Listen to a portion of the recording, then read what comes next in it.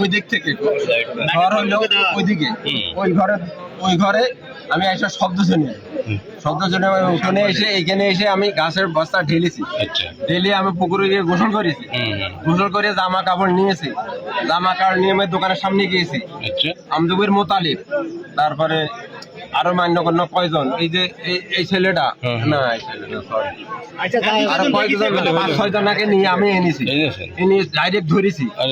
ওই লুচ্চু আমাকে নিয়েছে মারতে, আমি লাঠি কেড়ে নিয়েছি।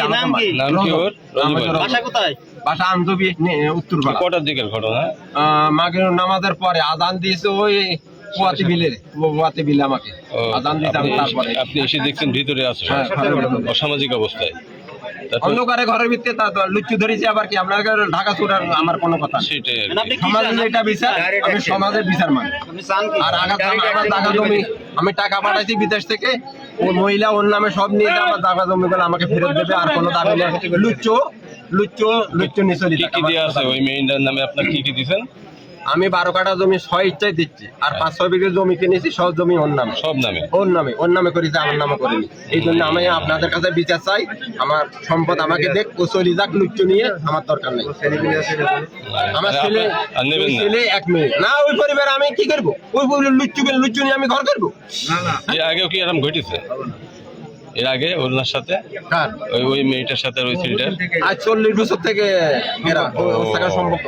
ওই লুচ্চুর ওই ছেলের সাথে, ওই ছেলের বাপকে ছেলে, ওই লুচ্চুর ছেলের সাথে বিচার দিয়েছি। ছেলেও বিচার করেছে, ও বিচার মানে না। আচ্ছা আচ্ছা, ওর ছেলের কাছেও বিচার দিয়েছি, ওর ছেলে বিচার সমাজে বিচার করে, আমি বিচার মানি।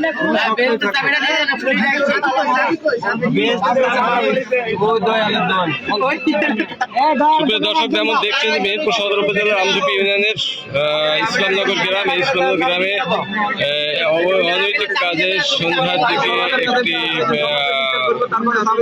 আমজুপি গ্রামের একজনকে আটক করেছেন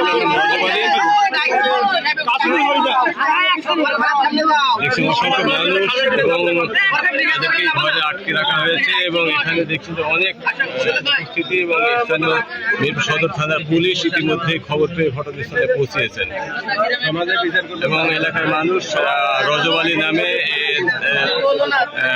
একজন অনৈতিক কাজের সাথে জড়িত, এবং এই বাড়ির যিনি মহিলা, তাকে এই বাড়িতে আটকে রাখা হয়েছে। এলাকার মানুষ পুরা এলাকা ঘিরে রেখেছেন, এবং এখন আমরা দেখছি স্থানীয় মেহেরপুর সদর থানার পুলিশ ঘটনাস্থলে এসে বিষয়টি নিয়ন্ত্রণ করার বা উদ্ধার করার চেষ্টা করছে।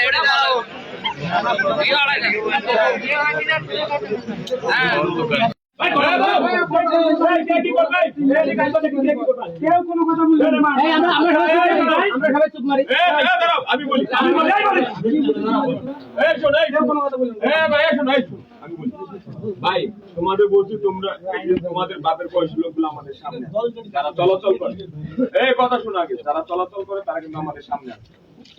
তোমরা উদয় চিল্লাইতেছো, তোমাদের যদি ছাইরা দিই, তুমি কয়দিন আগে কি শুনছো? ওই যে গাংনির একটা লোকের চোর সন্দেহ মারছে না, হামলা হয়েছে, ওই যে যেগুলো মারছে এগুলো জেল খাচ্ছে। ঘটনা ওইটা না, ঘটনা হচ্ছে আমরা আসার আগে যা করছো করে ফেলবে, শেষ। এখন যদি কিছু করো, সব ড্রাইভার তোমাদের হবে। এতক্ষণ যা করছো তোমাদের কোনো অন্যায় নেই।